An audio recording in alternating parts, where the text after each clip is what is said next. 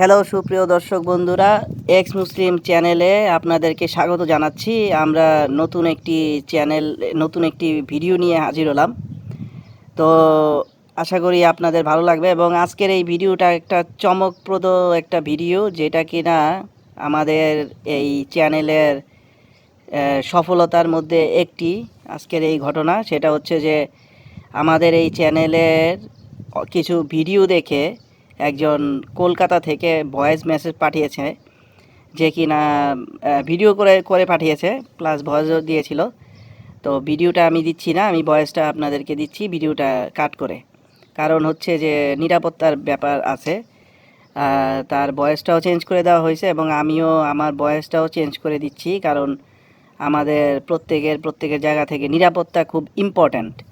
তো যাই হোক, আর সফলতা হচ্ছে যে এই ব্যক্তি হচ্ছে মাদ্রাসার একজন শিক্ষার্থী ছিল। তো সে আমাদের এই ভিডিও দেখে চ্যানেলে ভিডিওগুলো দেখে উদ্বুদ্ধ হয়ে সে ধর্ম ত্যাগ করেছে এবং সে এখন সুস্থ সুন্দর জীবনযাপন পালন করছেন। তো আর কথা না বাড়িয়ে ওনার বক্তব্য আমরা শুনি, দেখি কি বলে উনি।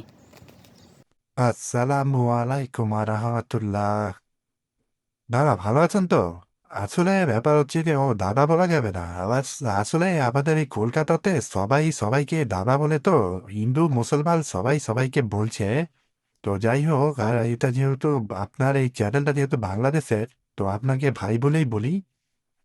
আবার কে কি মনে করে জানি না। তো যাই হোক, আপনাকে যেটা ভিডিওটা পাঠিয়েছিলাম, আপনি ভিডিওটা কেটে আমার ভয়েসটা দিয়ে রেকর্ডটি করতে পারেন। তো যাই হোক, সেটা বলছি না। এখন কথা হচ্ছে যে আমি তো আসলে আপনার ভিডিও দেখে আমার মনে অনেক প্রশ্ন জেগেছে যে আসলে কি হচ্ছে, যে এই কোরআন, এই হাদিস এবং নবীর যত জীবনী, যতগুলো কিতাব প্রকাশিত হয়েছে এবং এগুলো একদম স্বীকৃত প্রাপ্ত।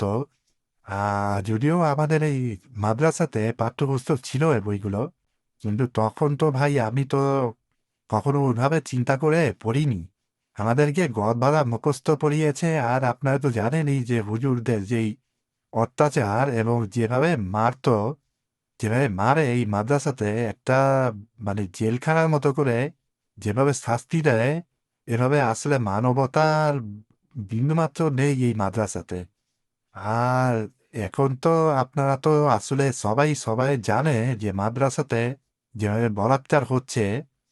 তো তাতে করে আসলে এখন প্রকাশিত হচ্ছে। আগে তো আসলে আগের দিনে পুরনো জামানায় তো সেরকমটা ছিল না, যে টেলিভিশন, মোবাইল এগুলো তো ছিল না। টেলিভিশন থাকলেও ওইভাবে নিউজ আসতো না। আরেকটা বিষয়, বাংলাদেশের একজন বক্তা আছে না, যার নাম হচ্ছে আবু তোহা ভাই, ওই আবু তোহা হুজুর আর কি। যাই হোক, তার ভিডিও আমি অনেক ভালোবাসতাম, তাকে অনেক পছন্দ করতাম। কিন্তু সাম্প্রতিককালে যে শুনলাম, এবং উনি যে এই ভণ্ড, ওনার ওয়াইফকে যে পরিমাণ মেরেছে, ওই ওনার স্ত্রীর যে ভিডিও আমি দেখেছি, উনি সারা রাত নাকি ওনাকে মেরেছে। এই ভিডিওগুলো দেখে ওনার প্রতি আমার একদমই মন উঠে গেছে। ওনাকে আসলে একদমই মানে মেনে নিতে পারছি না। আরো অনেক ঘটনা, কত ঘটনা বলবো বলুন তো। আসলে আমি তো অনেক কিতাব পড়েছি। আপনাদের ভিডিও দেখার পরে আমার মনে যে খটকা লেগে লেগে এলো। তারপরে আমি যে কিতাবগুলো পড়েছি, মনোযোগ দিয়ে আবার পড়েছি। আগে তো পড়তামই, আগে তো হুজুরা পড়াতো জোর করে, মুখস্থর মতো করে পড়তাম। কিন্তু এখন আর সেটা করি না। এখন বুঝে বুঝে পড়ি। এখন বুঝে বুঝে পড়তে গিয়ে পরে দেখি যে না, কথা তো সত্যি। আর তাছাড়া এরপরে আমি কিছু ওই, যেটা যাদেরকে বলা হয় নাস্তিক, আসলে ওনারা তো নাস্তিক না, ওনারা তো মহান ব্যক্তি। কারণ ওনারাই তো আমাদেরকে চোখ খুলে দিচ্ছে। যেমন আসাদনুর ভাই, মুফতি মাসুদ ভাই, আসিফ মহিউদ্দিন ভাই, নতুন একজন এসছে। ওনাকে আমি ভিডিও দেখিনি, তবে উনিও ভুক্তি, ইমরান বিন বশির ভাই। তাদের ভিডিও দেখে তো আমি মানে তাজ্জব হয়ে গেলাম যে এগুলো কি কি হচ্ছে। সবই তো সত্যি বলেছে। আমি তো ওনাদের কথাগুলো তো কোনোটাই মানে ফেলে দেওয়ার মতো পাইনি। তো যাই হোক, আপনাকে ভয়েসটা পাঠিয়েছি, ভালো লেগেছে। তো ভালো থাকবেন। আর এই তো, আর কি বলবো, ঠিক আছে।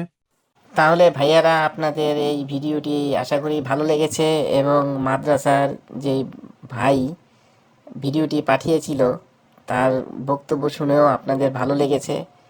তা আপনারা নিজেরাই ভাবুন যে আসলে আপনাদের কি করা উচিত। আর পড়ুন, যত কিতাব আছে পড়ুন, পড়ুন এবং বুঝে পড়ুন। আশা করি নিজেরাই বুঝতে পারবেন যে আপনারা কোন অন্ধের মধ্যে আছেন, যেটা আমরাও ছিলাম একটা সময়, আমিও ছিলাম। তো ভালো থাকবেন, আর বেশি বেশি সাবস্ক্রাইব করবেন, শেয়ার করবেন, তাহলে আমরা উৎসাহ পাই নতুন নতুন ভিডিও তৈরি করতে এবং সমাজকে আলোকিত করতে।